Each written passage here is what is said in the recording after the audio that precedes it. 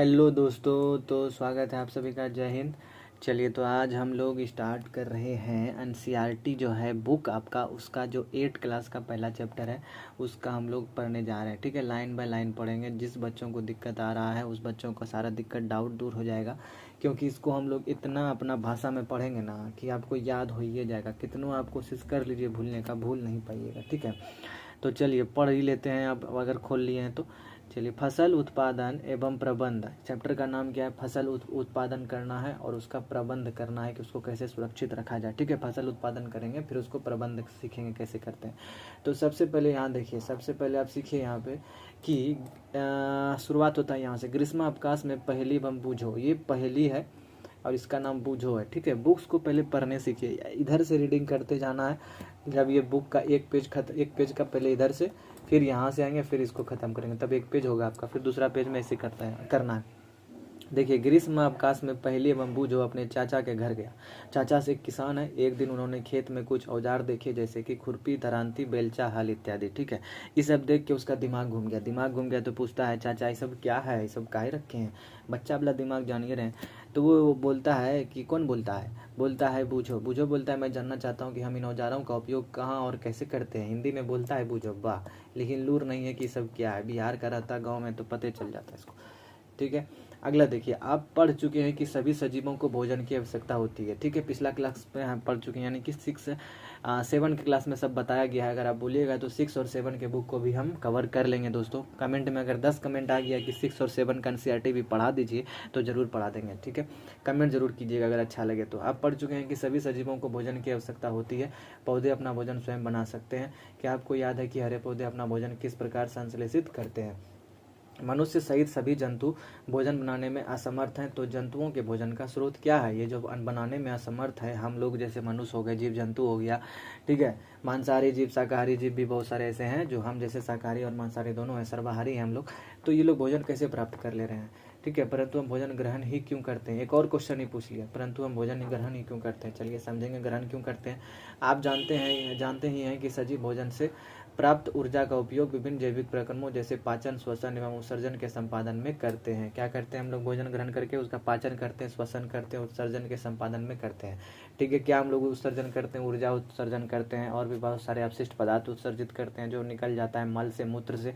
हम अपना भोजन पौधों एवं जंतुओं या दोनों से ही प्राप्त करते हैं। ठीक है, हम अपना भोजन किससे प्राप्त करते हैं? पौधों अथवा जंतुओं, दोनों से ही प्राप्त करते हैं दोस्तों। ठीक है, लगातार बने रहिए, डरना नहीं है, लड़ना है, नौकरी लेकर जाना है। ठीक है, क्यों? अब देखिए यहाँ पे देखिए एक और, क्योंकि हम सभी को भोजन की आवश्यकता होती है। ये खुद समझ गया, बोल रहा है क्योंकि हम सभी को भोजन की आवश्यकता होती है, अतः हम अपने देश के इतने अधिक लोगों को भोजन किस प्रकार उपलब्ध करा सकते हैं। चलिए, सबको भोजन की आवश्यकता है, लेकिन जो हमारा देश है, जो हमारा भारत देश है दोस्तों, ये देखिए जो हमारा भारत देश है, यहाँ पे जो बहुत सारे लोग रह रहे हैं, तो इसको भोजन की आवश्यकता तो होगी ना दोस्तों। तो भोजन कैसे उपलब्ध कराएंगे इसको आप? तो भोजन देखिए उपलब्ध कैसे कराएंगे, यहाँ देखिए, भोजन का बड़े स्तर पर उत्पादन करना आवश्यक है, तभी सबको भोजन उपलब्ध हो पाएगा। एक विशाल जनसंख्या को भोजन प्रदान करने के लिए इसका नियमित उत्पादन, उचित प्रबंधन एवं वितरण आवश्यक है। चलिए अगला है कृषि पद्धतियाँ। सबसे पहले कैसे कैसे होगा, कैसे कैसे भोजन हम उपजाएंगे, उसके लिए सबसे ज़रूरी है कि ये कृषि जो हम लोग करते हैं, अभी भी कर रहे हैं और आगे भी करने वाले हैं, ये कैसे आया। लगभग 10,000 ईस्वी पूर्व तक मनुष्य घुमंतु थे। क्या थे? घुमंतु थे, घूमते फिरते थे, घूम घूम के खेती करते थे। वे एक स्थान से दूसरे स्थान तक भोजन एवं आवास की खोज में समूह में विचरण करते थे। ठीक है, किस में विचरण करते थे? भोजन एवं आवास की खोज में, समूह में, ग्रुप में घूमता रहता था। जहाँ मिल गया फल फूल उखाड़ के खा लिया, कुछ ऐसा खाने वाला लगा, टेस्टी सुगंध आ रहा है, खा लिया। ऐसे दम घुमंतु आदमी था। ठीक है, जिसको आजकल हम लोग बोलते हैं ट्रेवलर, वही है ये लोग, वही था ये लोग। वे कच्चे फल और सब्जियां खाते थे बिना किसी से पूछे और समझे क्यों खा रहे हैं, और उन्होंने भोजन के लिए जंतुओं का शिकार करना भी प्रारंभ किया। ठीक है, अब बोला कि जब पेड़ पौधा से मन नहीं भरा तो क्या किया? जंतुओं का भी शिकार करना आरंभ कर दिया। कालांतर में खेती कर चावल, गेहूं एवं अन्य खाद्य फसलों को उत्पादित कर सके। ठीक है, आगे जाके उन्होंने सीखा कि कैसे खेती की जाती है। चावल का किया, गेहूं का किया और अन्य खाद्य फसलों को भी उत्पादित कर दिया, और इस प्रकार कृषि भूमि का क्या देखते हैं हम लोग? आरंभ हो जाता है। यानी कि लगभग 10,000 ईस्वी पूर्व तो हम लोग घुमंतु थे, लेकिन धीरे धीरे इसमें विकास हुआ। सबसे पहले वो लोग ढूंढा, कोई एक फसल उपजाया होगा, धान उपजा लिया, धान देखा होगा कहीं उपज लिए तो उससे देखा कि हाँ पेट भर रहा है, कार्बोहाइड्रेट मिल रहा है, अच्छा लग रहा है खाने में। फिर धीरे धीरे और विकास हुआ, विकास होते हुए चावल से गेहूँ, गेहूँ से अन्य खाद्य फसल, चावल गेहूँ, उसके बाद दाल, उसके बाद चना, बहुत सारे चीज़ उगाने लगाए लोग। ठीक है, अब आगे पढ़ते हैं। आगे क्या है, जब एक ही किस्म के पौधे किसी स्थान पर बड़े पैमाने पर उगाए जाते हैं तो इसे फसल कहते हैं। क्या कहते हैं? फसल कहते हैं। जब एक ही किस्म के पौधा, एक ही किस्म का पौधा है, अगर कहीं धान रोपे हैं तो किसी खेत में 1 बीघा खेत में क्या किए हैं, 1 बीघा खेत है हमारा, धान रोपे हैं तो सब जगह क्या है, धान ही है। क्या है सब जगह दोस्तों, धान ही है। तो इस तरह जब एक ही किस्म के पौधे किसी स्थान पर बड़े पैमाने पर उगाए जाते हैं तो इसे क्या कहते हैं, फसल कहते हैं। उदाहरण के लिए गेहूं की फसल का अर्थ है खेत में उगाए जाने वाले सभी पौधे क्या है, गेहूं है। अगर बोलेगा धान का फसल है इस खेत में तो क्या कहिएगा कि धान ही उगाया है पूरे खेत में। ठीक है, चलिए आप जानते ही हैं कि फसलें विभिन्न प्रकार की होती हैं, जैसे कि अन्न, सब्जियां एवं फल। जिस मौसम में ये पौधे उगाए जाते हैं उसके आधार पर हम फसलों का वर्गीकरण कर सकते हैं। ठीक है, जिस मौसम में उगेगा उसके आधार पर वर्गीकरण कर लेना है। भारत एक विशाल देश है, यहाँ ताप, आर्द्रता और वर्षा, ताप यानी टेम्परेचर, आर्द्रता मतलब वायु में नमी, और वर्षा का मतलब जो वर्षा होता है हमारा वर्षा ऋतु में। जैसी जलवायु परिस्थितियाँ आती है एक क्षेत्र से दूसरे क्षेत्र में भिन्न है। कहीं वर्षा ज़्यादा हो रही है, राजस्थान वाले क्षेत्र में वर्षा कम होती है, और यही उत्तर भारत की तरफ वर्षा ज़्यादा होती है, केरल की तरफ वर्षा ज़्यादा होती है, तमिलनाडु में होती है, मेघालय में तो सबसे ज़्यादा होती है। ठीक है, आप लोग को समझ में आ रहा है बात क्यों? यह कंपटीशन वाले बच्चों के लिए बहुत ही नेसेसरी है, क्योंकि एनसीईआरटी लोग पढ़ना नहीं चाहते, एनसीईआरटी नहीं पढ़ते, बाद में रटते रहते हैं फैक्ट को। रटना नहीं है दोस्तों, पढ़ना है। अतः देश के आगे पढ़ते हैं, आगे ध्यान दीजिए। अतः देश के विभिन्न भागों में विविध प्रकार के क्या, नेक्स्ट चैप्टर में आते हैं, नेक्स्ट पेज पे आते हैं। विभिन्न प्रकार की फसलें उगाई जाती है, यानी कि विविधता के आधार पर फसलें उगाई जा रही है। कहीं धान बहुत ज़्यादा हो रहा है तो कहीं गेहूँ बहुत ज़्यादा हो रहा है, कहीं पे जूट ज़्यादा हो रहा है तो कहीं पे मटर ज़्यादा हो रहा है, कहीं पे कॉफ़ी ज़्यादा हो रहा है तो कहीं पे कपास ज़्यादा हो रहा है, कहीं पे क्या बोलते हैं, चाय ज़्यादा उत्पादन हो रहा है। तो मतलब वहाँ के मौसम और वहाँ की मिट्टी, वहाँ का ताप, वहाँ की आर्द्रता के अनुसार फसल उगाया जा रहा है। समझ में आ रहा बात? इस विविधता के बावजूद भी, अगला देखिए, इस विविधता के बावजूद मोटे तौर पर फसलों को 2 वर्गों में बांटा जा सकता है। इतना विविधता होने के बावजूद भी मोटे तौर पर 2 वर्गों में बांट रहा है। पहला है खरीफ फसल, पहला क्या है हमारा, खरीफ फसल। दूसरा क्या है हमारा, रबी फसल। पहला क्या है हमारा, खरीफ फसल, पहला हमारा है खरीफ फसल। दूसरा क्या है हमारा, रबी फसल। दूसरा क्या है हमारा, रबी फसल। ठीक है, देखिए यहाँ लिखा भी है, हम क्या लिखेंगे, वह फसल जिन्हें वर्षा ऋतु में बोया जाता है खरीफ फसल कहलाता है। साफ तौर पे जो वर्षा ऋतु में बोया जाएगा वो खरीफ फसल है। भारत में वर्षा ऋतु सामान्यतः कब से कब तक होती है, जून से लेके सितंबर तक होती है। जून से लेके कब तक होती है, सितंबर तक होती है वर्षा ऋतु। आगे देखिए, धान, मक्का, सोयाबीन, मूंगफली, कपास इत्यादि खरीफ फसलें हैं। क्या है, धान, मक्का, सोयाबीन, मूंगफली, कपास इत्यादि खरीफ फसल है। धान हो गया, मक्का हो गया, सोयाबीन हो गया, मूंगफली हो गया, कपास हो गया इत्यादि खरीफ फसलें हैं। अगला रबी फसल देखिए, शीत ऋतु अक्टूबर से लेकर मार्च तक, अक्टूबर से लेकर मार्च तक ये सब शीत ऋतु होता है। सही बात है, अक्टूबर से लेकर मार्च तक हम लोग को अधिकतर ठंडा ही लगता है। ठीक है, मार्च तक भी उतना गर्मी नहीं आ जाता है। आराम से आप पंखा नहीं भी चलाइएगा तो आराम से रह सकते हैं, लेकिन अप्रैल से थोड़ा थोड़ा गर्मी स्टार्ट हो जाता है, पंखा चलाना ही पड़ता है। चलिए, तो इसीलिए बोल रहे हैं अक्टूबर से लेकर मार्च तक शीत ऋतु। उसमें हम उगाई जाने वाली फसलें को क्या कहते हैं, रबी फसल कहते हैं। जैसे गेहूं हो गया, चना हो गया, मटर, सरसों तथा अलसी रबी फसल के उदाहरण हैं। क्या है, गेहूं, चना, मटर, सरसों, अलसी रबी फसल के उदाहरण है। इसके अलावा कई स्थानों पर दालें और सब्जियां ग्रीष्म में उगाई जाती है। कई जगहों पर क्या होती है, दालें और सब्जियां ग्रीष्म में उगाई भी जाती है। कई जगहों पर उगा लेता है लोग जबरदस्ती, अब क्या करेगा। देखिए अगला लाइन है, लाइन बाय लाइन पढ़ना है तो ध्यान देना होगा दोस्तों। आधारित फसल पद्धतियाँ, धान को शीत ऋतु में क्यों नहीं उगाया जा सकता, ये क्वेश्चन है, इसका बूझो का। इसका क्वेश्चन देखिए, धान को, ये जवाब दे रही है, धान को बहुत अधिक पानी की आवश्यकता होती है, अतः इसे केवल वर्षा ऋतु में ही उगाते हैं। सही बात है, धान को सबसे ज़्यादा पानी की ज़रूरत होती है, इसीलिए इसे वर्षा ऋतु में उगा सकते हैं। क्योंकि आप ग्रीष्म ऋतु में उगाएंगे तो ग्रीष्म ऋतु में थोड़ा गर्मी रहता है, पानी का स्तर बहुत कम रहता है, वर्षा होती नहीं है उतना, तो फसल आपके मर जाएंगे। धान तो भूल ही जाइए फिर खाने का आप। चलिए अगला है कि यहाँ देखिए, फसल उगाने के लिए देखिए यहाँ पे पढ़िए, फसल उगाने के लिए किसान को अनेक क्रियाकलाप सामयिक अवधि में करने पड़ते हैं। क्या करने पड़ते हैं, अनेक क्रियाकलाप सामयिक अवधि में करने पड़ते हैं। आप देखेंगे कि यह क्रियाकलाप उस प्रकार के हैं जिनका उपयोग माली अथवा आप सजावटी पौधे उगाने के लिए करते हैं। माली एवं सजावटी पौधे उगाने के लिए करते हैं। ये क्रियाकलाप अथवा कार्य कृषि पद्धतियाँ जो आगे दिए गए हैं क्या क्या है उसको ध्यान से देख लेते हैं। आइए इधर देखिए, यहाँ पे है आपका सारा क्रियाकलाप। देखिए क्या क्या क्रियाकलाप आप करने वाले हैं। पहला है मिट्टी तैयार करना। क्या है? पहला मिट्टी तैयार करना, दूसरा बुआई। पहले मिट्टी को तैयार कीजिए, फिर उस मिट्टी में क्या कीजिए आप, बुआई कीजिए, फिर खाद एवं उर्वरक दीजिए ताकि उसको पोषक तत्व अच्छा से मिले। फिर उसका सिंचाई भी करता रहना होगा समय समय पे। सिंचाई करने के बाद अब उसमें खरपतवार उग जाएगा जो नहीं चाहिए आपको। आप जान रहे हैं ना, पूरी ज़िंदगी में आपको जो नहीं चाहिए वो भी आपकी ज़िंदगी में हो जाता है, वही खरपतवार है वो सब। तो वो खरपतवार से आपको सुरक्षा करना होगा। फिर लास्ट में कटाई कीजिए, कटाई करने के बाद भंडारित कीजिए। इतना सारा प्रोसेस है 7 चरणों में, तब आपको भोजन मिलता है। और आप कहते हैं किसानी, किसानी बहुत आसान है, किसानी बहुत मुश्किल है दोस्तों। किसान बनना सबके बस की बात नहीं है दोस्तों। किसान महान होता है, किसान भगवान होता है जो हमें फसल उगा कर देता है ताकि हम लोग आराम से अपने घर में खा सकें। ठीक है, इसीलिए हमेशा किसानों की मदद करें, उनका सम्मान करें दोस्तों। मिट्टी तैयार करना, अगला लाइन है मिट्टी तैयार करना कैसे होता है। सबसे पहले मिट्टी तैयार करना सिखाएगा आपको। फसल उगाने से पहले मिट्टी तैयार करना प्रथम चरण है, यही सीख लेंगे आप किसान, यही चैप्टर में। फसल उगाने से पहले मिट्टी तैयार करना प्रथम चरण है। मिट्टी को पलटना तथा इसे पोला बनाना कृषि का अत्यंत महत्वपूर्ण कार्य है। मिट्टी को पलटना बहुत जरूरी है और इसे पोला बनाना कृषि का अत्यंत महत्वपूर्ण कार्य है। ठीक है, इससे जड़ें भूमि में गहराई तक जा सकती है। इससे क्या होती है, जड़ें भूमि में गहराई से जा सकती है। मिट्टी को पलटा के आप ढीला कर दिए, जब आप बोएंगे तो जड़ को अंदर जाने में आसानी होता है। अंदर जितना जल जाएगा उतना पोषक तत्व लाएगा और पानी भी अच्छा से वो सोखेगा।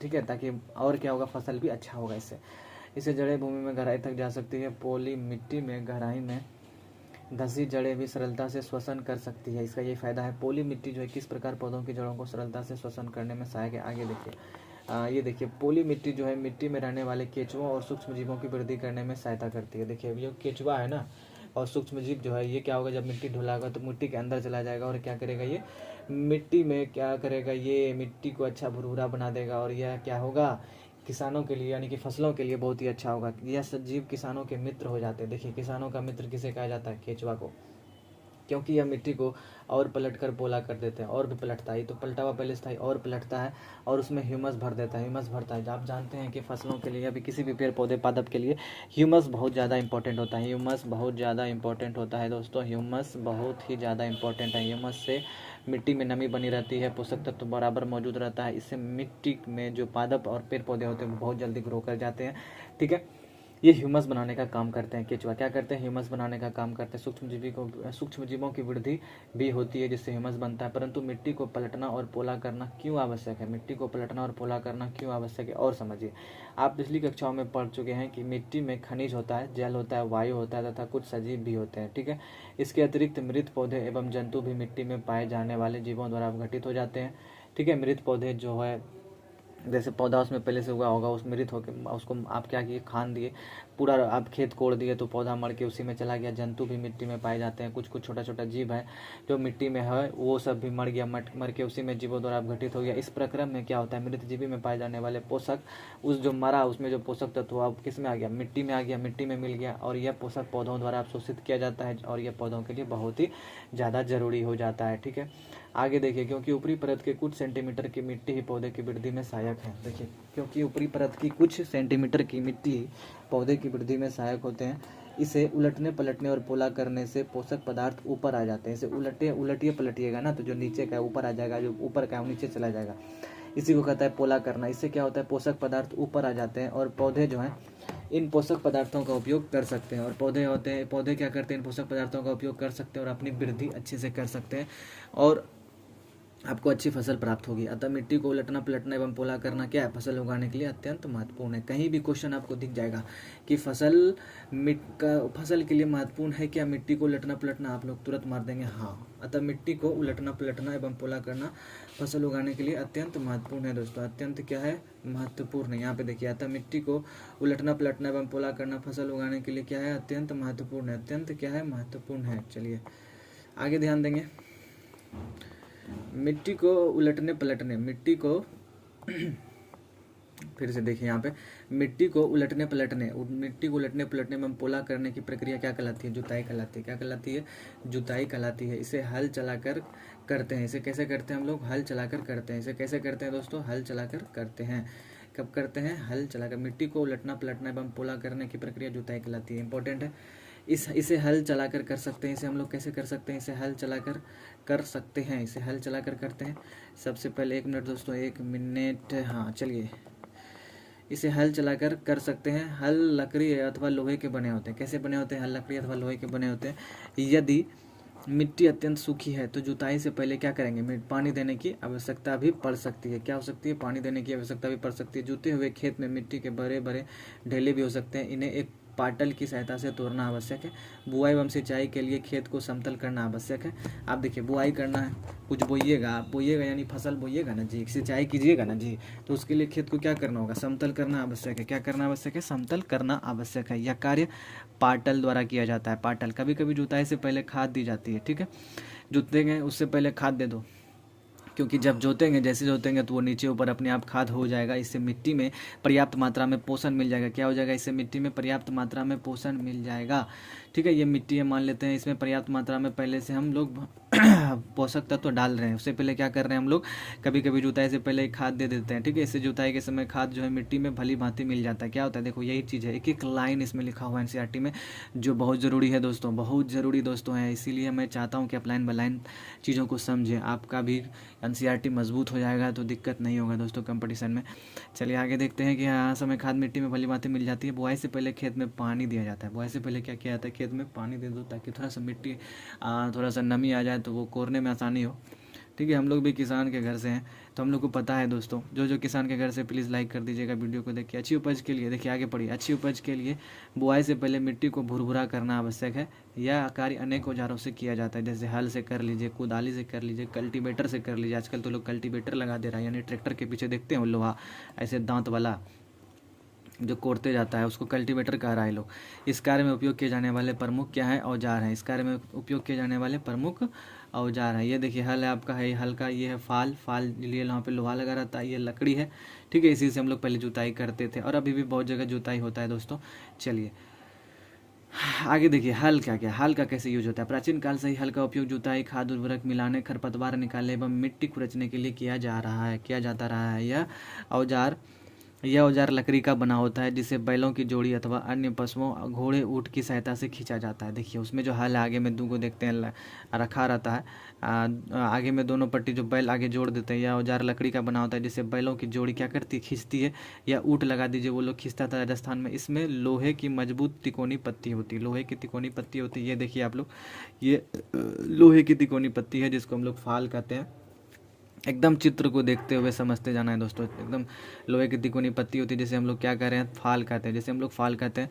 हल का मुख्य भाग लंबी लकड़ी का बना होता है, जिसे हल शैफ्ट कहते हैं। हल का लंबा भाग, ऐसे करके जो लंबा भाग है, फिर यहाँ से ऐसे करके जो लोहा का निकला, ये लंबा भाग को क्या कह रहा है, हल शैफ्ट कहते हैं, ठीक है। इसके एक सिरे पर हैंडल होता है, इसके एक सिरे पर क्या होता है, हैंडल होता है, जिसको पकड़ता है किसान, तथा दूसरा सिरा जोत के डंडे से जुड़ा होता है, जिसे बैलों की गर्दन के ऊपर रखा जाता है। देखिए, ये जो सिरा आप लोग देख रहे हैं, ये बैलों की गर्दन पर है ना, और ये सिरा जो लंबा, इसे हल शैफ्ट कहता है किताबी भाषा में, और यहाँ पे ये फाल है, ठीक है। तो ये बैल पर रख दिया, ये हल शैफ्ट है, ये क्या है, फाल है दोस्तों। चलिए समझ में आ रहा है। आगे देखिए, एक जोड़ी बैल आदमी सरलता से चला सकता है। इस एक जोड़ी बैल एवं एक आदमी से सरलता से चला सकता है। इसको चलाने के लिए सिर्फ एक आदमी और एक जोड़ी बैल चाहिए, ठीक है, आराम से चल जाएगा। आजकल लोहे के हल तेजी से देसी लकड़ी के हल की जगह ले रहे हैं। पहले लकड़ी का ही इस्तेमाल होता था दोस्तों फाल के रूप में, लेकिन अब जो है फाल के रूप में लोहा हो रहा है। अब क्या, बहुत साल पहले से हो रहा है, ठीक है। अब आगे तो कल्टीवेटर भी आ गया। अगला देखिए, कुदाली से कैसे करेगा। बहुत परेशानी का चीज़ है, कुदाली में समय लगता है। यह एक सरल औजार है, जिसका उपयोग खरपतवार निकालने एवं मिट्टी को पोला करने के लिए किया जाता है।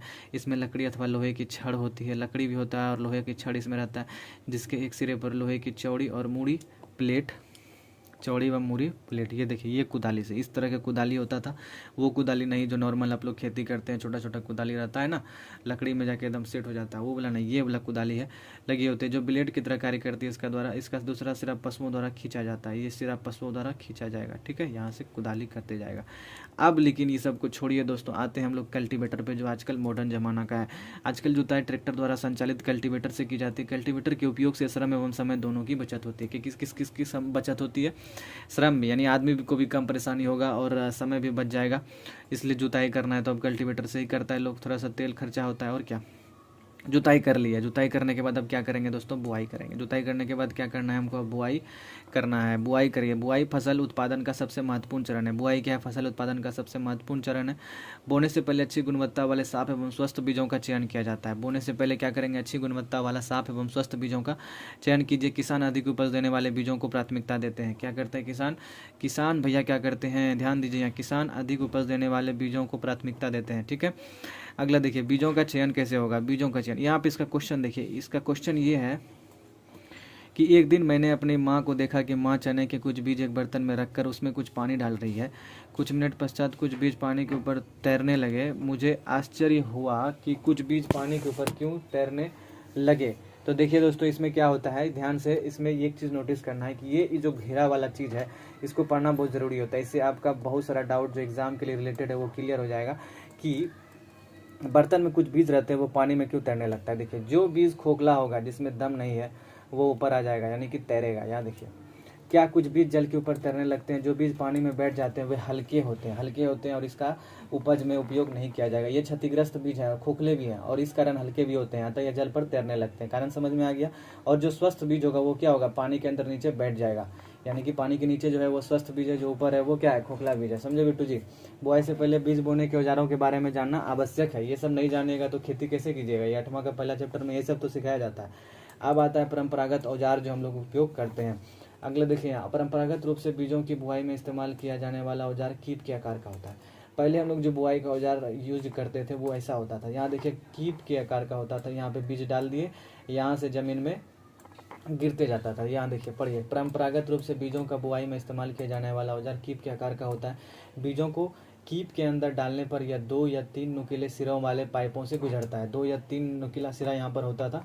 ठीक है, एक बार में 2-3 बीज आराम से गिर जाता था। यहाँ पर पाइपों से गुजरते हैं। ये सिरे मिट्टी को भेद कर, ये क्या करता है, ये सिरे मिट्टी को भेद कर बीज को स्थापित कर देते हैं। बीज को जमीन के अंदर, मिट्टी के अंदर स्थापित कर देता था। ये सिरे मिट्टी को भेद कर बीज को स्थापित कर देता था। चलिए आगे बढ़ते हैं। बीज बोने का ये पारंपरिक तरीका था। इसको ध्यान से देख लीजिए दोस्तों, इस चित्र में बहुत कुछ छिपा हुआ है। क्या बोलते हैं, चित्र बहुत कुछ बताता है, तो इतिहास को जानना जरूरी है दोस्तों। बीज बोने का पारंपरिक तरीका यही था हमारा। अब आगे देखिए, आगे हम लोग कैसे बोते हैं। सीड ड्रिल, आजकल देखिए, आजकल कैसा खेल चल रहा है। आजकल, यहाँ पे पढ़िए, आज और कल बुआई के लिए ट्रैक्टर द्वारा संचालित सीड ड्रिल का उपयोग होता है। सीड ड्रिल का उपयोग हम लोग कर रहे हैं आजकल। ठीक है, इसके द्वारा बीजों में समान दूरी एवं गहराई बनी रहती है। अब इसका फायदा क्या है, पहले क्या होता था, पारंपरिक तरीका में कभी कभी आप एक की जगह बहुत सारा डाला गया, कभी कभी कुछ नहीं डलाया बहुत जगह। तो इसके लिए ये जो है, ये मशीन जो है, इसके द्वारा बीजों को समान दूरी एवं समान गहराई बनी रहती है। ठीक है, इंपॉर्टेंट है, इसके द्वारा बीजों में समान दूरी एवं गहराई बनी रहती है दोस्तों। ठीक है, हाईलाइट भी करते जाना है। अगर आप इसी पीडीएफ खोजिएगा तो आपको पीडीएफ भेज देंगे दोस्तों, कमेंट में जो लिखेगा उसको पक्का भेज देंगे हम। तो आप लोग वीडियो को देखते रहिए। आगे देखिए, हम लोग क्या पढ़ने वाले आगे है। यहाँ पे यह सुनिश्चित करता है कि बुआई के बाद बीज मिट्टी द्वारा ढक जाए। देखिए, बुआई अब कर दिए, बीज उसमें डाल दिया, मिट्टी ढकना चाहिए, नहीं ढकेगा तो बाद में चिड़िया आ जाएगी, चुग लेगी उसको। तो आपका क्या फायदा हो गया जब चिड़िया खेते आपका चुग गया। तो यह सुनिश्चित करता है कि बुआई के बाद बीज मिट्टी द्वारा ढक जाए। इससे बीजों को पक्षियों द्वारा खाए जाने से रोका जा सकता है। इससे क्या होगा, बीजों को पक्षियों द्वारा खाए जाने से रोका जा सकता है। इंपॉर्टेंट बात है ना। सीड ड्रिल द्वारा बुआई करने से समय एवं श्रम दोनों की बचत होती है। उधर कल्टीवेटर था, इधर सीड ड्रिल है। मॉडर्न टेक्नोलॉजी है, श्रम और समय दोनों बचा रहा है। ये बड़े पैमाने पर जब खेती होती है ना दोस्तों, बड़े पैमाने पर जब किसान लोग खेती करता है तो यही सब मशीन का उपयोग होता है। लेकिन लोकल में लोग यो हालों से काम चला लेता है। देखिए, यहाँ पे इसका एक सवाल है, बूझ होगा। देखिए, कपार पे हाथ धर लिया। मेरे विद्यालय के समय पे एक पौधशाला है, नर्सरी जिसको बोलते हैं। मैंने देखा कि पौधे छोटे छोटे थैलों में रखे हैं। वे इस प्रकार क्यों रखे गए हैं, क्वेश्चन आ गया। देखिए, क्यों रखा है, छोटा छोटा थैला रखा है। ये बोलती है, धान जैसे कुछ पौधों के बीजों को पहले पौधशाला में उगाया जाता है। धान जैसा कुछ बीजों को, पौधे के बीजों को क्या करते हैं, पौधशाला यानी कि नर्सरी में उगाते हैं। पौधा तैयार हो जाने पर उन्हें हाथों द्वारा खेत में रोपा जाता है। हाथ द्वारा खेत में रोपते हैं धान के बीजों को, पहले उगाकर उसको पौधा बनाइए, पौधा को फिर रोपिए। कहाँ पे, खेतों में। कुछ वनीय पौधों एवं पुष्पी पौधे भी पौधशाला में उगाए जाते हैं। कुछ वनीय पौधों एवं पुष्पी पौधे भी पौधशाला में उगाए जाते हैं। पौधशाला में क्या होते हैं, उगाए जाते हैं। पौधों को अत्यधिक घने होने से रोकने के लिए बीजों के बीच उचित दूरी होना अत्यंत महत्वपूर्ण है। पौधों के अत्यधिक अगर घना होना है, घना होने से रोकना है तो बीजों के बीच उचित दूरी होना अत्यंत महत्वपूर्ण है। अब देखिए, आगे बढ़ते हैं। इससे क्या हो रहा है, इससे फायदा क्या होगा, इससे पौधों को सूर्य का प्रकाश, पोषक एवं जल पर्याप्त मात्रा में मिल जाएगा। एक ही जगह, एक ही मिट्टी में बहुत सारा घना घना एकदम रहेगा तो किसी को कम मिलेगा, किसी को ज़्यादा मिलेगा, लेकिन बराबर बराबर रहेगा तो सबको बराबर बराबर मिल सकता है। तो पौधों को सूर्य का प्रकाश, पोषक एवं जल पर्याप्त मात्रा में प्राप्त होता है। अधिक घनेपन को रोकने के लिए कुछ पौधों को निकाल कर हटा दिया जाता है। अधिक घनेपन को रोकने के लिए क्या करते हैं, कुछ पौधों को निकाल कर हटा दिया जाता है। खाद एवं उर्वरक मिलाना, खाद एवं उर्वरक अब मिलाना है। देखिए हो गया बुआई, अब आते हैं खाद उर्वरक मिलाइए। वे पदार्थ जिन्हें मिट्टी में पोषक स्तर बनाए रखने के लिए मिलाया जाता है उन्हें खाद एवं उर्वरक कहते हैं। देखिए फिर से इंपॉर्टेंट लाइन है, खाद एवं उर्वरक क्या है, वे पदार्थ जिन्हें मिट्टी में पोषक स्तर बनाए रखने के लिए मिलाया जाता है उन्हें खाद एवं उर्वरक कहते हैं। क्या कहते हैं, खाद एवं उर्वरक कहते हैं। मैंने एक खेत में उगने वाली स्वस्थ फसल पौधों को देखा। ये देखिए अभी देख लिया, गाँव आया था पहले समझे नहीं आ रहा था किसानी क्या होता है ये सब हथियार, अब समझ में आ रहा है। मैंने एक खेत में उगने वाली स्वस्थ फसल पौधों को देखा। बच्चा है, 4-5 साल का, 10 साल का बच्चा है, जबकि पास के खेत में पौधे कमजोर थे। कुछ पौधे अन्य पौधों की तुलना में ज़्यादा अच्छी तरह से क्यों उगते हैं, कारण समझिए। कुछ पौधा अच्छा से उपज रहा है, कुछ पौधा कमजोर है, कारण समझिए, तब समझ में आएगा एनसीईआरटी क्या चीज़ है, इसको समझिए पहले। मिट्टी फसल को खनिज पदार्थ प्रदान करती है। क्या करती है मिट्टी क्या करती है, फसल को खनिज पदार्थ प्रदान करती है, ठीक है। यह पोषक पौधों की वृद्धि के लिए आवश्यक है। कुछ क्षेत्रों में किसान खेत में एक के बाद एक दूसरी फसल उगाता रहता है। क्या कर रहा है, लगातार उगा रहा है, एक उगा रहा है, काट रहा है, फिर दूसरा डाल रहा है, फिर उगा रहा है, काट रहा है, दूसरा डाल रहा है। इससे क्या होता है, खेत कभी भी खाली नहीं छोड़े जाते। कल्पना कीजिए कि पोषकों का क्या होता है। ये देखिए फसलों के लगातार उगाने से मिट्टी में कुछ पोषकों की कमी हो जाती है। क्या हो जाती है, पोषक तत्व जो उसमें रहता है, जैसे नाइट्रोजन हो गया, खनिज लवण हो गया, और भी सारे जैसे पोटेशियम हो गया, ये सब सारे मिट्टी में रहते हैं। ये सब ह्यूमस हो गया, ये सब मिट्टी में मौजूद रहता है पहले से, वो उसका कमी हो जाता है आप लगातार अगर फसल उगाइएगा तो। इस क्षति को पूरा करने हेतु किसान खेतों में खाद देता है। क्या देता है, खाद देता है। यह प्रक्रिया खाद देना कहलाता है। यह प्रक्रिया क्या कहलाता है, खाद देना कहलाता है। अपर्याप्त खाद देने से पौधे कमजोर हो जाते हैं। और पर्याप्त, अगर पर्याप्त जितना उतना नहीं दे रहे हैं आप, तो वो खाद देने अगर नहीं दे रहे हैं उतना, तो पौधे क्या हो जाएंगे, कमजोर हो जाएंगे, ठीक है। ये सब बात आपको समझ में आएगा, इतना घरेलू भाषा में लिखा हुआ है, बस पढ़ने की जरूरत है दोस्तों, ठीक है। खाद एक कार्बनिक पदार्थ है। खाद क्या है, एक कार्बनिक पदार्थ है जो कि पौधों या जंतु अपशिष्ट से प्राप्त होती है। जिससे किससे प्राप्त होती है, खाद देखिए, खाद को समझिए। खाद जो होता है वो होता है पौधों और जंतु के द्वारा अपशिष्ट से प्राप्त होता है। लेकिन उर्वरक क्या है, जो मशीन द्वारा बनाया जाता है लोगों के द्वारा, ठीक है। किसान पादप एवं जंतु अपशिष्टों को एक गड्ढे में डालते जाते हैं। पादप का अपशिष्ट और जंतु यानी गाय का गोबर, भैंस का गोबर, आपका गोबर, इंसान का गोबर, वही समझ रहे हैं ना, आप समझ ही रहे होंगे। उस चीज़ को और भी कुछ अपशिष्ट है उसको, जैसे आपका सड़ा गला जो हो गया, मतलब आप घर में खाते हैं, घर में खा के वो जो बाल्टी में फेंकते हैं ना कचरा, गाड़ी वाला या कचरा निकाल, उस कचरा को भी एक गड्ढे में डालते जाते हैं। तथा प्लास्टिक नहीं होना चाहिए उसमें, ठीक है, प्लास्टिक नहीं होना चाहिए। खाना पीना जैसे फेंकते हैं वो सब होना चाहिए। फल फूल जो काट के फेंक देते हैं जो बचा हुआ, वो सब का अपशिष्ट गड्ढे में डालते हैं तथा इसका अपघटन होने के लिए खुले में छोड़ दीजिए। इसका अपघटन हो गया, अपघटन कौन करता है, सूक्ष्म जीव करता है। कौन करेगा, सूक्ष्म जीव के द्वारा होता है। अपघटित पदार्थ जब खाद के रूप में उपयोग किया जाता है ना, यही है असली खाद। कुछ आप कक्षा 6 में वर्मी कंपोस्टिंग पढ़ चुके हैं, अथवा केचुए द्वारा खाद तैयार करने के विषय में भी पढ़ चुके हैं कक्षा 6 में। तो चलिए जो कक्षा 6 पढ़ लिया है लाइक कर दीजिएगा, जो नहीं पढ़े वो भी लाइक कीजिए, उसको पढ़ाएंगे अगर कमेंट में लिख दीजिएगा तब। यहाँ देखिए क्रियाकलाप क्या है, मूंग अथवा चने के बीज लेकर उन्हें अंकुरित कीजिए। इनमें से एक ही आकार वाले 3 नवोदित बीज छांट लीजिए। अब 3 गिलास अथवा एक ऐसे ही पात्र लीजिए, इन पर ए बी तथा सी निशान लगाइए। देखिए क्या बोल रहा है, 1 गिलास है, 2 गिलास है, 3 गिलास है। 1 गिलास ए है, दूसरा गिलास बी है, तीसरा गिलास सी है। 2 बीज इसमें डालिए, 2 बीज इसमें डालिए, 2 बीज इसमें डालिए। इसमें क्या कीजिए, आप खाद दीजिए, मतलब वही जो अपना देसी खाद है। दूसरे इसमें क्या दीजिए, वो उर्वरक दीजिए, इसमें कुछ मत दीजिए, तो पता चलेगा इसमें सबसे ज़्यादा वृद्धि होता है। यहाँ देखिए आगे आपको चित्र दिखाई देगा, यहाँ पे देखिए ए है जिसमें खाद दिया है, ए है जिसमें बी है उसमें उर्वरक दिया है, सी इसमें कुछ नहीं दिया, खाली पानी देते गया। तो ये देखिए सबसे ज़्यादा ग्रो किया है। क्यों ग्रो किया है, देखिए क्यों ग्रो किया है उसको समझिए।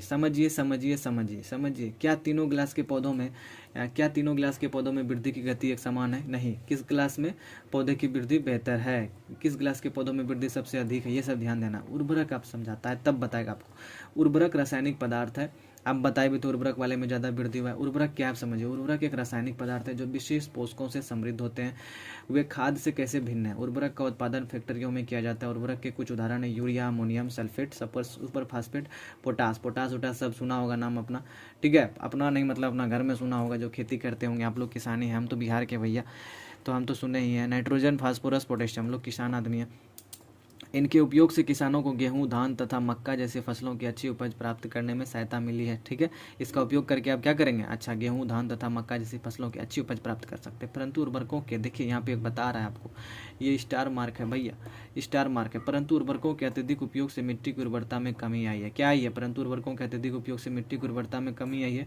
इसके उपयोग से अब गेहूं, धान तथा मक्का जैसी फसलों को अच्छी उपज प्राप्त करने में सहायता तो मिलती है, लेकिन इसके उर्वरकों के अत्यधिक उपयोग से मिट्टी की उर्वरता में क्या आई है, कमी आई है। यह जल प्रदूषण का भी स्रोत बन गया है, जल प्रदूषण का स्रोत बन गया है। अतः मिट्टी की उर्वरता बनाए रखने के लिए हमें उर्वरकों के स्थान पर जैविक खाद का उपयोग करना चाहिए। देखिए क्या क्या इससे आपका, देखिए बहुत बड़ा इससे जो इससे हानि हो रहा है वो हो रहा है जल प्रदूषण हो रहा है। वो उर्वरक का जो रासायनिक पदार्थ है वो जल में मिल गया, जल के बाद वो मिट्टी में चल गया, वो जल क्या हो गया, प्रदूषित हो गया। अतः मिट्टी की उर्वरता बनाए रखने के लिए हमें उर्वरकों के स्थान पर जैविक खाद का उपयोग करना चाहिए, अथवा दो फसलों के बीच में, इसके साथ साथ दो फसलों के बीच में खेत को कुछ समय के लिए क्या करना चाहिए, बिना कुछ उगाए छोड़ देना चाहिए। उस छोड़ देने के क्रम में क्या होता है कि उसमें फिर से ह्यूमस अपने आप बनता है नेचुरल तरीके से, फिर से उसमें क्या होता है, पोषक तत्व तो मिलते हैं मिट्टी में, ये सब उसमें मिलता है ऑलरेडी अपने आप। तो ये सब कुछ समय के लिए कुछ बिना उगाए छोड़ देंगे तभी होगा। ठीक है, खाद के उपयोग से मिट्टी के गठन एवं जल, खाद के उपयोग से मिट्टी के गठन एवं जल अवशोषण क्षमता में भी वृद्धि होती है। खाद का उपयोग अगर करेंगे, उर्वरक नहीं खाद, इसमें जो खाद उपयोग हुआ है इसमें क्या हुआ, उर्वरक उपयोग हुआ है, इसमें कुछ नहीं उपयोग हुआ है।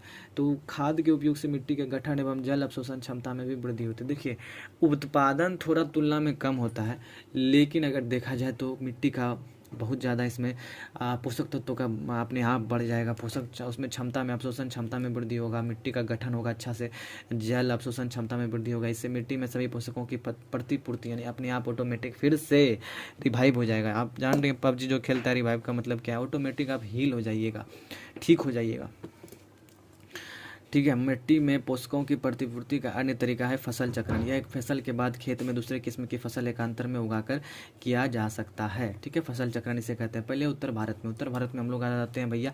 उत्तर भारत में किसान जो है फलीदार चारा, उत्तर भारत में किसान जो है फलीदार चारा एक ऋतु में उगाते थे, फलीदार जो फल देने वाला चारा उगाते थे, तथा दूसरे ऋतु में गेहूँ दूसरी ऋतु में उगाते थे। इससे क्या होता था, मिट्टी में नाइट्रोजन का पुनः पूरण हो जाता था। नाइट्रोजन बहुत जरूरी है मिट्टी में, पौधे के विकास के लिए, फसलों के विकास के लिए, तो उसका पुनः अपने आप पूर्ति हो जाता था। किसानों को इस पद्धति को अपनाने के लिए प्रोत्साहित किया गया। अब प्रोत्साहित कर रहा है भैया, यही करो, यही अच्छा है। पिछली कक्षाओं में आप राइजोबियम बैक्टीरिया के विषय में पढ़ चुके। देखिए राइजोबियम बैक्टीरिया क्या है, यह क्या है कि पौधों की जड़ों की ग्रंथियों में पाया जाता है, पौधों की जड़ में पा रहा है, और क्या कर रहा है ये जो आप क्या बोलते हैं आसमान में यानी वायुमंडल में जो नाइट्रोजन है उसको सीधे पौधा यानी फसल नहीं ले पाता है, तो वो किससे लेता है, मट्टी से लेता है। और मट्टी में जो नाइट्रोजन तैयार करके रखता है ना, ये राइजोबियम बैक्टीरिया ही रखता है, मिट्टी वाला तैयार करके रखता है मट्टी में, मट्टी से ले लिया पौधा, इसके बदले में राइजोबियम को क्या कर देता है, खाना मौजूद करवा देता है। ठीक है, इसको भी पोषक तत्व तो मिल गया राइजोबियम बैक्टीरिया को भी, तो दोनों मिलकर काम करते थे। ठीक है, यह फलीदार ल्यूमिनस पौधों की जड़ों की ग्रंथिकाओं में पाए जाते हैं। और वायुमंडलीय नाइट्रोजन का अस्थिरीकरण, यानी अस्थिरीकरण का मतलब क्या, वो जटिल नाइट्रोजन था उसको सरल नाइट्रोजन में सरल रासायनिक रूप में बदल देता था, और ये पौधा क्या करता था, मट्टी के माध्यम से अवशोषित कर लेता था। चलिए ये सब देखिए उर्वरक और खाद में अंतर है। मूल रूप से आप जान ही रहे हैं, उर्वरक एक मानव निर्मित है, यह प्राकृतिक पदार्थ है, गोबर एवं पौधों के अवशेष एवं विघटन से प्राप्त होता है। उर्वरक का उत्पादन फैक्ट्रियों में होता है, सबको पता है। खाद खेतों में बनाया जा सकता है, अपने घरों में बनाइए, घर के जगह खाली स्थान में गड्ढा खोद दीजिए, वहाँ बनाइए। उर्वरक से मिट्टी को ह्यूमस प्राप्त नहीं होता है, इससे ह्यूमस मिट्टी का कम होता जाता है, गिरता जाता है। ह्यूमस गिरेगा तो उत्पादकता गिर जाएगी फसल की। खाद से मिट्टी को ह्यूमस प्रचुर मात्रा में मिलता है। देखिए यहाँ पे देखिए अंडरलाइन करने वाला चीज़ है कि खाद से मिट्टी को ह्यूमस प्रचुर मात्रा में मिलती है, उर्वरक से मिट्टी को ह्यूमस प्राप्त नहीं होता है। ठीक है, उर्वरक में क्या होता है, पादप पोषक जैसे कि नाइट्रोजन, फास्फोरस तथा पोटेशियम प्रचुरता में होते हैं। खाद में पादप पोषक तुलनात्मक रूप से कम होते हैं। ठीक है, तुलनात्मक रूप से कम होता है। आगे देखिए खाद के लाभ हैं। खाद का जो ये चीज़ इसका लाभ है, जैविक खाद उर्वरक की अपेक्षा अधिक अच्छी मानी जाती है। इसका मुख्य कारण है कि इसमें मिट्टी की जल धारण क्षमता बढ़ती है। मिट्टी में जल धारण करने की क्षमता बढ़नी चाहिए। अगर जल धारण क्षमता कम हो जाएगी तो आप समझिए कि वो मिट्टी एकदम बेकार हो गई है, अब उस मिट्टी का कोई काम नहीं रहा, जल धारण क्षमता ही नहीं रहेगी, तो पौधे उससे जल कैसे लेंगे। ठीक है, इसकी मिट्टी भुरभुरी एवं सरंध्र होती है, जिसके कारण गैस विनिमय सरलता। देखिए मिट्टी अगर यहाँ पे मिट्टी है भुरभुरा है तो क्या होगा, जल आसानी से पूरा अंदर तक जाएगा, जल धारण क्षमता बढ़ेगी इससे। ठीक है, साथ ही भुरभुरा होगा तो इससे क्या होगा, जमीन क्या बोलते हैं, वो जो जीवाणु है, जो राइजोबियम जैसे जो आप जीवाणु आपको यहाँ पे देखिए, यहाँ पे पढ़ा है ना, मिट्टी भुरभुरा रहेगा तो राइजोबियम क्या करेगा, जो वायुमंडल में नाइट्रोजन है उसको ले करके उसको अच्छे से उसका वायुमंडल नाइट्रोजन का स्थिरीकरण यानी कि उसको सरल नाइट्रोजन में बदलेगा, जो पौधों के लिए आवश्यक है। वो किसके कारण होगा, जब मिट्टी आपकी भुरभुरी रहेगी। जो वो किसके कारण होगा, जब मिट्टी आपकी क्या होगी, भुरभुरी होगी और सौरंध्र हो जाती है। ठीक है, सौरंध्र मतलब मिट्टी अच्छा हो जाएगा, भुरभुरी हो जाएगा, सौरंध्र मतलब एक छेदा छेदा। इससे मित्र जीवाणुओं की संख्या में वृद्धि हो जाता है। ठीक है, इससे मित्र जीवाणु जो पौधों के लिए उपयोगी है, इसीलिए मित्र जीवाणु बोला है। ठीक है, ये इसमें वृद्धि हो जाएगी। इससे क्या हो जाएगी, मित्र जीवाणु की संख्या में वृद्धि हो जाती है। मित्र जीवाणु की संख्या में वृद्धि हो जाती है। इससे मित्र जीवाणु की संख्या में इस जैविक खाद को मिट्टी का गठन सुधर जाता है। मिट्टी का गठन इससे सुधर जाता है। ठीक है, अगला देखिए, सिंचाई में आते हैं। सिंचाई को समझिए जल्दी भैया। जीवित रहने के लिए प्रत्येक जीव को जल की आवश्यकता होती है। पौधे की वृद्धि में परिवर्धन के लिए जल का विशेष महत्व है। पौधे की जड़ों द्वारा जल का अवशोषण होता है, जिसके साथ खनिजों और उर्वरकों का भी अवशोषण होता है। देखिए हम कितना ना ज़्यादा स्लो पर आ रहे हैं, ना ज़्यादा स्लो पर आ रहे हैं, ज़्यादा स्पीड पर आ रहे हैं। क्यों पर आ रहे हैं, क्योंकि देखिए समय ज़्यादा वीडियो लंबा नहीं होना चाहिए और आपका एक चैप्टर खत्म भी हो जाना चाहिए। ठीक है, आज तो एक चैप्टर खत्म करना ही करना है। देखिए सिंचाई को समझिए। जीवित रहने के लिए प्रत्येक जीव को जल की आवश्यकता होती है, तो फसल को भी होगा, पौधों को भी होगा। पौधे की वृद्धि एवं परिवर्तन के लिए जल का विशेष महत्व है। पौधों का वृद्धि और उसका आकार के लिए क्या है, जल का विशेष महत्व है। पौधों की जड़ों द्वारा जल का अवशोषण होता है। जड़ के द्वारा अवशोषण करते हैं। जड़ कहाँ होता है, मिट्टी में, तो मिट्टी में आपको पानी देना होगा, जिसके साथ खनिजों और उर्वरकों का भी अवशोषण हो जाता है। खनिज भी ले लेता है साथ में और उर्वरक भी ले लेता है जो आप डालते हैं। पौधों में लगभग 90% जल ही होता है। जल आवश्यक है क्योंकि बीजों का अंकुरन शुष्क स्थिति में नहीं हो सकता। बीज का अंकुरन आप बिना पानी दिए नहीं कर सकते। पानी तो सबसे ज़्यादा जरूरी है। 90% तो जल ही होता है पौधों में। जल में घुले हुए पोषक का स्थानांतरण कैसे होता है, पौधों के प्रत्येक भाग में होता है। यह फसल की पाले एवं गर्म हवा से रक्षा करता है। स्वस्थ फसल वृद्धि के लिए मिट्टी की नमी को बनाए रखने के लिए खेत में नियमित रूप से जल देना आवश्यक है। सब जानता है बात। निश्चित अंतराल पर खेत में जल देना सिंचाई कहलाता है। जो CBSE बोर्ड का लड़का है या लड़की है उनसे माफ़ी है, उनको समझना होगा कि निश्चित अंतराल में खेत में जल देना सिंचाई कहलाता है। क्या कहलाता है, उनके लिए हम हेडिंग कर रहे हैं, तो ये हम करबो नहीं करते। बिहार बोर्ड और UP बोर्ड और जो विदेशी बोर्ड है उसके बच्चों के लिए निश्चित अंतराल पर खेत में जल देना सिंचाई कहलाता है। ठीक है, अगला पॉइंट है सिंचाई का समय एवं बारंबारता फसलों। सिंचाई का समय एवं बारंबारता फसलों, मिट्टी एवं ऋतु में भिन्न भिन्न होता है। ठीक है, सिंचाई का समय जैसे गर्मी में पानी देने की बारंबारता अपेक्षाकृत अधिक होती है, यानी कि आपको बार बार पानी देना होगा। ऐसा क्यों, ऐसा यह मिट्टी एवं पत्तियों से जल वाष्पन का दर अधिक होने से हो सकता है। हाँ सही बात है, पत्ती जो है वाष्पन दर अधिक करते हैं, वाष्पोत्सर्जन अधिक करता है गर्मी के दिनों में, गर्मी के कारण। इसी कारण से भैया आपको मिट्टी में पानी ज़्यादा देना होता है। इस वर्ष पानी देते समय ये देखिए फिर इस माथा छू रहा है अपना। इस वर्ष पानी देते समय मैं अधिक सतर्क हूँ। पिछली गर्मियों में मेरे पौधे सूख और मर गए थे। देखिए करना मंद बुद्धि है, सीखा नहीं, बुक पढ़ लेता तो सीख लेता। सिंचाई के स्रोत, कुएं, जलकूप, तालाब, झील, नदियां, बांध एवं नहर इत्यादि जल के स्रोत हैं। क्या है, जल के ये सब स्रोत है ना भैया, स्रोत है। देखिए यहाँ पे कुआं जल हो गया आपका, सिंचाई पंपिंग सेट आजकल चल रहा है, बिहार सरकार दे रही है सबको, लोन दे के कर रही है। चलो सब मोटर लगवाओ और सब एकदम बिजली भी कम लो, बिजली बिल देता है ताकि तुम सिंचाई कर पाओ। सिंचाई के यहाँ देखिए आप, यहाँ देखिए बैल लग गया है, बैल ऐसे गोल गोल घूमता है, पानी निकलते जाता है गिरते जाता है, पानी निकलते जाता है गिरते जाता है। ये सब बहुत, इसको क्या बोलेंगे हम लोग, ये सब सिंचाई का माध्यम। ये चेन पंप के द्वारा हम लोग करते थे, चेन खींचा है, यहाँ पे पानी गिरते जा रहा है। फिर देखिए ऐसे ये लकड़ी लगा के तो भाई हम भी देखे हैं। ये देखिए मोट के द्वारा यहाँ से कोई खींच रहा है, यहाँ से बड़ा एकदम होता है, बड़ा लगभग 50 लीटर पानी एक बार में 100 लीटर निकल सके, उसको खींच के ऐसे डाल दिया, यहाँ से चल गया ससरते हुए मतलब धीरे धीरे घड़कते हुए चल गया पानी खेतों में। ये देखिए आपका खेत है यहाँ पे। ठीक है, सिंचाई के पारंपरिक तरीके, कुआं, झीलों एवं नहरों में उपलब्ध जल को निकालकर खेतों तक पहुंचाने के तरीके विभिन्न क्षेत्रों में भिन्न भिन्न है। ये सब पारंपरिक तरीके, पारंपरिक मतलब ट्रेडिशनल मेथड, बहुत पुराना तरीका। मवेशी अथवा मजदूर इन विधियों में इस्तेमाल किए जाते हैं, अतः यह सस्ते और परंतु यह कम दक्ष मतलब इसमें समय ज़्यादा लगता है, उतना उपयोगी नहीं है। ठीक है, मोट, घिरनी जो ये सब है, ये मोट है, इसका विधि को बोलते हैं। चेन पंप, ढकली, रहट, उत्तोलन, ये सबसे करता था। ठीक है, आगे देखिए, जल को ऊपर खींचने के लिए सामान्यतः पंप का उपयोग किया जाता है। पंप चलाने के लिए डीजल, बायोगैस, विद्युत, सौर ऊर्जा का उपयोग भी किया जाता है। ठीक है, पंप मतलब क्या हो, समरसेबुल का उपयोग होता है। आजकल देखते हैं पंपिंग सेट हो जाता है। डीजल आप लगा लीजिए, डीजल के माध्यम से मोटर लगा के खींचिए। देखिए यहाँ पे मोटर लगा है, मोटर पानी खींच के ला रहा है, कुइयाँ से और कुइयाँ से यहाँ पे जा रहा है। ये छिड़काव तंत्र है। ये देखिए सिंचाई की आधुनिक विधियाँ आजकल देखिए कैसी कैसी है। सबसे पहले पढ़ेंगे सिंचाई की आधुनिक विधियों द्वारा हम जल का उपयोग मितव्यता से कर सकते हैं। मितव्यता से मतलब अच्छे तरीके से कर सकते हैं। किससे कर सकते हैं, जल का उपयोग मितव्यता से कर सकते हैं, मतलब अच्छे तरीके से कर सकते हैं। पहला है छिड़काव तंत्र, सब स्प्रिंकलर सिस्टम, इसको इंग्लिश में क्या कहेंगे हम लोग, स्प्रिंकलर सिस्टम कहेंगे। क्या कहेंगे, स्प्रिंकलर सिस्टम कहेंगे। इस विधि का उपयोग जो है असमतल भूमि के लिए किया जाता है, जो समतल भूमि नहीं है, ऐसे भूमि नहीं है, ऐसी भूमि है, असमतल भूमि है, उसके लिए किया जाता है। जहाँ पर जल कम मात्रा में उपलब्ध है वहाँ नलों के ऊपरी सिरों पर घूमने वाले नोजल लगे होते हैं, ठीक है। यह पाइप निश्चित दूरी पर मुख्य पाइप से जुड़ा होता है। ये देखिए यहाँ पे मुख्य पाइप है, यहाँ से जुड़ा है, फिर सब में चला गया ऐसे करके, यहाँ से इससे कनेक्ट हो जाएगा, फिर इसमें, फिर इससे कनेक्ट हो जाएगा, इसमें ऐसे करके जुड़ा है। इसी छिड़काव तंत्र है। जब पंप की सहायता से जल मुख्य पाइप में भेजा जाता है तो वह घूमते हुए नोजल से बाहर निकलता है। इसका छिड़काव पौधों पर इस प्रकार होता है कि जैसे वर्षा हो रही है, वर्षा हो रही है। देखिए यहाँ ऐसे निकला, ऐसे यहाँ से देखिए वर्षा की तरह, ठीक है। ये साउंड इफेक्ट आप जान ही रहे हैं वर्षा का, थोड़ा सा मैच नहीं करेगा दोस्तों, सॉरी उसके लिए। मैं तो पूरा मतलब ऐसा डबिंग आर्टिस्ट थोड़े ना हम। ये देखिए ऐसे करके वर्षा होते जा रहा है, ठीक है। बता दिया आपको, जैसे वर्षा हो रही है ऐसा ही लगेगा। छिड़काव लॉन, कॉफ़ी की खेती एवं कई अन्य फसलों के लिए अत्यंत उपयोगी। देखिए छिड़काव जो है लॉन की खेती, लौंग इलायची जो खाते हैं हम लोग, कॉफ़ी की खेती के लिए एवं कई अन्य फसलों के लिए अत्यंत उपयोगी है। ये देखिए छिड़काव लॉन एवं कॉफ़ी की खेती के लिए अत्यंत उपयोगी है, ठीक है। इसको कर लेंगे। यहाँ देखिए, यहाँ जब पंप की सहायता से जल मुख्य पाइप में भेजा जाता है वह तो घूमते हुए नोजल से बाहर निकलता है। इसका छिड़काव पौधों पर इस प्रकार होता है कि जैसे वर्षा हो रही है। ये इंपॉर्टेंट था, यहाँ तक इंपॉर्टेंट इसलिए इसको अंडरलाइन कर दिया हम। ड्रिप सिस्टम पे आते हैं।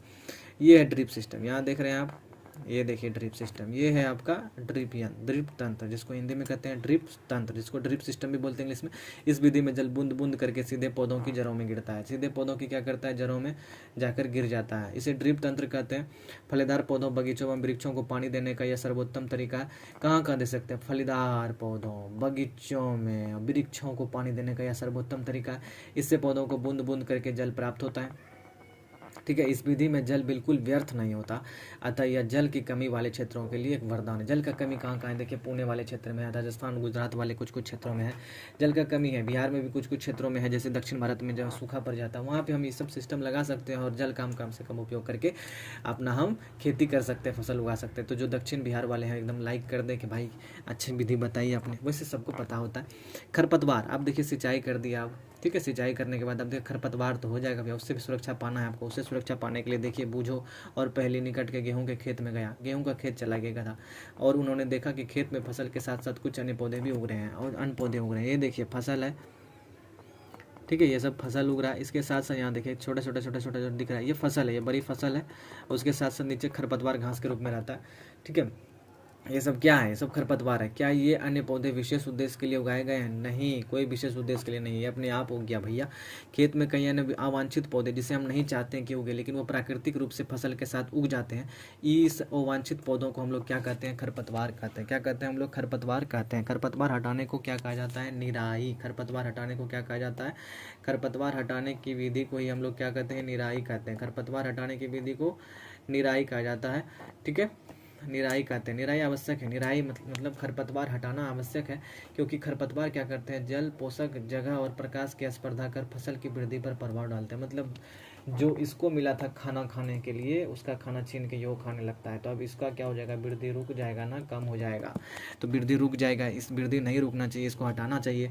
तो कुछ खरपतवार कटाई में भी बाधा डालते हैं तथा मनुष्य एवं पशुओं के लिए विषैले हो सकते हैं, ठीक है। खरपतवार को हटाने एवं उनकी वृद्धि को नियंत्रित करने के लिए किसान विभिन्न तरीके अपनाता है।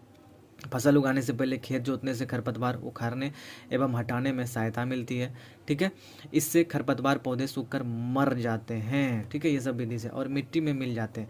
खरपतवार हटाने का सर्वोत्तम समय उनमें पुष्पन एवं बीज बनने से पहले का होता है। अगर खरपतवार हटाना है तो बीज बनने से पहले ही फसल में वो खरपतवार को हटा दीजिए अपने, तो बाद में परेशानी होता है हटाने में, कभी कभी फसल ही निकल जाता है।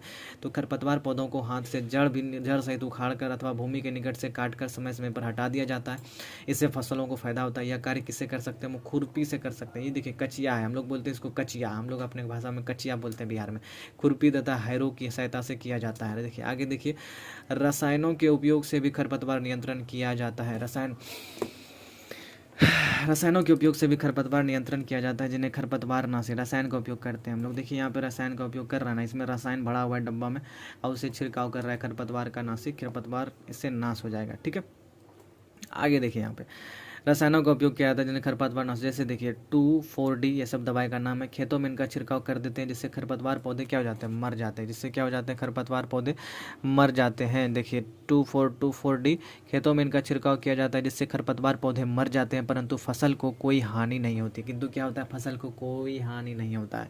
ये चीज़ दिमाग में बैठा लीजिए। खरपतवार नाशी को जल में आवश्यकता अनुसार मिलाकर स्प्रेयर यानी फुहारा मारने वाला मशीन से इसकी सहायता से खेत में छिड़काव कर देते हैं, जैसा कि यहाँ चित्र में आप देख सकते हैं भैया। आगे देखिए, क्या खरपतवार नाशी का प्रभाव इसको छिड़कने वाले व्यक्ति पर भी पड़ता है, ये भी जरूरी है भाई जो छिड़क रहा है। ध्यान देखिए एक चीज़, ये क्या किया है, मुंह में लगा लिया है ना, और हाथ में भी, ताकि दिक्कत ना हो। ये सही में जो छिड़काव कर रहा है उसके लिए भी हानिकारक है। जैसे पहले बताया गया, खरपतवार की वृद्धि के लिए समय तथा पुष्पन एवं बीज बनने से पहले ही खरपतवार नाशी का छिड़काव करते हैं।